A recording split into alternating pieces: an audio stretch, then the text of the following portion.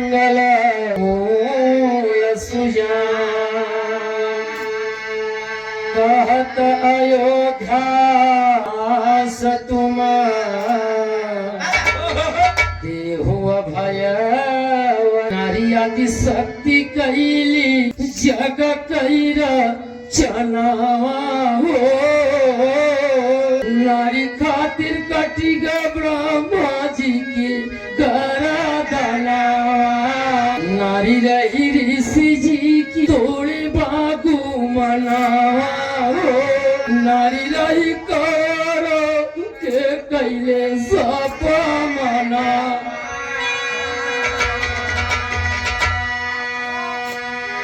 नारी रही पांडव की द्रौपदी गुजरिया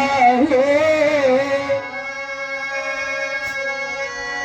नारी खातिर होइगा महाभारत के रचना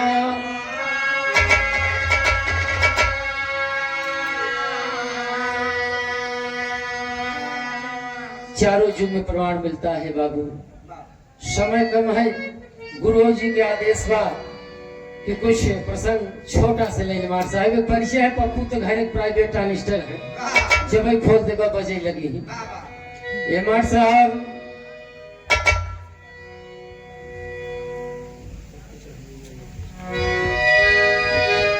तो हके चढ़ऊ बई मैया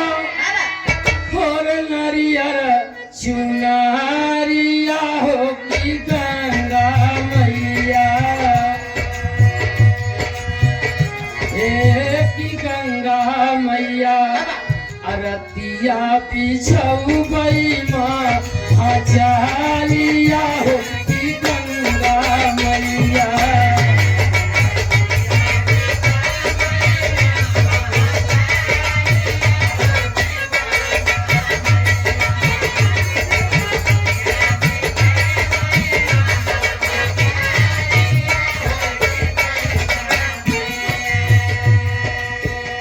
एक लाइन अवलई महाराज चढ़ब आवाज चली जाए पप्पू की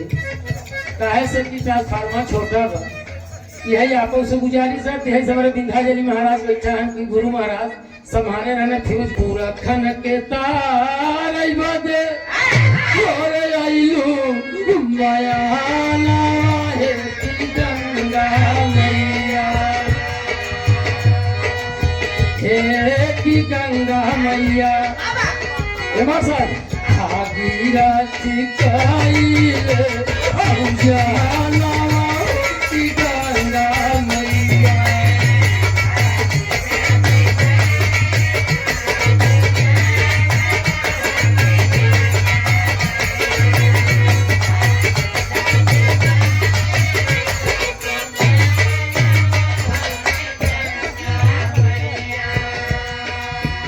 इसी लाइन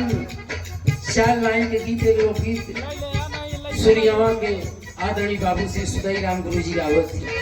तब हम डिसीजन ले पप्पू तुहार ट्रांसफार्मर लोड ले गए हर कलाकार को प्रैक्टिकल के लिया जाते 4 लाइन गुरु जी के बोलब 4 लाइन आधा आप लोग इशारा कर दिए अगर ज्यादा जाता तो हम स्टॉप लेंगे ये हमारा चारों जुग प्रमाण लगा पहला प्रमाण से एक समय हरिश्चंद्र और सोमय फूलवन का सेजरिया रे समैया बैरी ये समैया बैरी एक दिन निरखन बेटावा का शरीरिया है समैया बैरी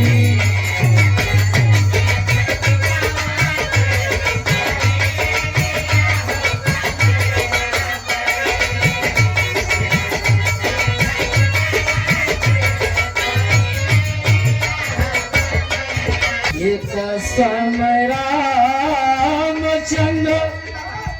और बैठे कंचन का महलिया रे समैया बैरी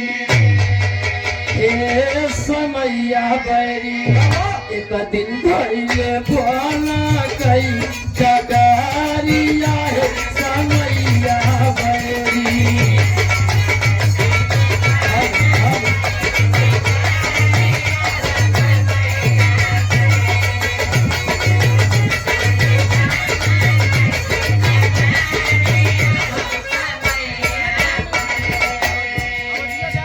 दूसरे बंद में प्रमाण मिलता है। सतयुग त्रेता में एक समय रामचंद्र बैठे कंचन की महलिया हाय रे समैया गए। एक दिन भैले बन गई डगरिया मर्यादा पुरुषों भगवान राम। 12 का त्रेता में राम, द्वापर में श्याम, द्वापर अंत भय अवतार। एक समय कृष्ण चंद्र समय देखा राजा हरिश्चंद्र के, भगवान राम के तीसरे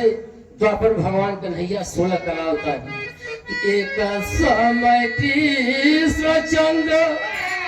और पकड़ महाभारत में घोड़वन का रसरिया हाय रे समैया बैरी, हे समैया बैरी। एक दिन बैरिया मरल सतीरिया है समैया बैरी।